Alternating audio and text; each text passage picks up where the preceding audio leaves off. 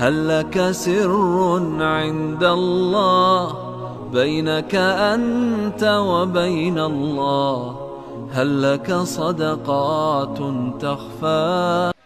امام ترمذی اپنی کتاب الجامع میں اور امام بخاری اپنی کتاب الادب المفرد میں روایت کرتے ہیں جناب جابر بن عبداللہ رضی اللہ تعالی عنہما سے کہ نبی علیہ السلام ایک دفعہ ممبر پہ چڑھے. پہلی سیڑھی پہ چڑھے تو آپ نے کیا کہا؟ آمین. دوسری سیڑھی پہ چڑھے تو کہا آمین. تیسری سیڑھی پہ چڑھے تو کہا آمین. صحابہ کرام نے پوچھا اللہ کے رسول صلی اللہ علیہ وسلم کیا بات ہے، آج آپ نے ممبر کی سیڑھیوں پہ چڑھتے ہوئے بار بار آمین کہا ہے، کس چیز پہ آپ آمین کہہ رہے تھے؟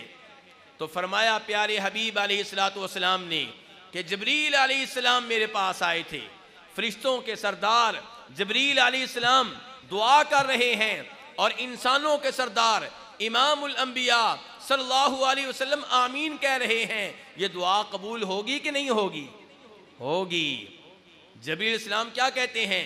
کہتے ہیں کہ وہ آدمی بدبخت ہو، وہ آدمی ذلیل و رسوا ہو جس کی زندگی میں رمضان کا مہینہ آیا اور گزر گیا اور وہ اللہ سے بخشش کا سرٹیفکیٹ نہ لے سکا.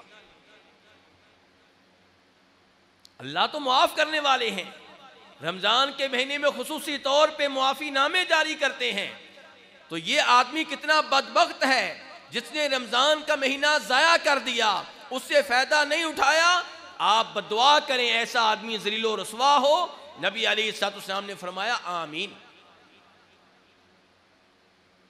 اور پھر جبریل علیہ السلام نے یہ کہا کہ وہ آدمی بھی ذلیل و رسوا ہو. میرے بھائی توجہ سے، میرے وہ دوست جن کا رویہ اپنے والدین سے اچھا نہیں ہے وہ دھیان سے سنیں. جبریل علیہ السلام کیا کہہ رہے ہیں؟ وہ آدمی بھی ذلیل و رسوا ہو جس نے اپنی زندگی میں والدین کو پایا یا ان میں سے ایک کو پایا اور ان کی خدمت کر کے جنت کا سرٹیفکیٹ حاصل نہیں کر سکا. پیارے حبیب علیہ السلام نے فرمایا آمین کہ یہ آدمی واقعی ذلیل و رسوا ہو. یہ آدمی بدبخت ہے جو اپنے والدین کی خدمت نہیں کرتا، انہیں راضی نہیں رکھتا، انہیں اپنے قریب نہیں کرتا، ان کے قریب نہیں ہوتا، ان سے حسن سلوک نہیں کرتا، ان کی اطاعت نہیں کرتا، ان کی بات نہیں مانتا. اور تیسرے نمبر پہ جبریل علیہ السلام نے کہا وہ آدمی بھی ذلیل و رسوا ہو جس کے سامنے آپ کا نام لیا گیا اور اس نے آپ پہ درود نہیں پڑھا. پیارے حبیب علیہ السلام نے کہا آمین کہ یہ آدمی بھی اس بات کا حقدار ہے کہ یہ بھی ذلیل و رسوا ہو، یہ بھی بدبخت بن جائے کہ جو میرا نام آنے پہ صلی اللہ علیہ وسلم نہیں کہتا، میرے اوپر درود نہیں پڑھتا. میرے بھائیو، اس سے آپ اندازہ کر سکتے ہیں کہ رمضان کا مہینہ کتنا عظیم مہینہ ہے، کتنا مقدس مہینہ ہے، کتنا بابرکت مہینہ ہے کہ جو ایسے عظیم مہینے سے فائدہ نہ اٹھائے اس کے لیے بددعا ہے کہ وہ ذلیل و رسوا ہو.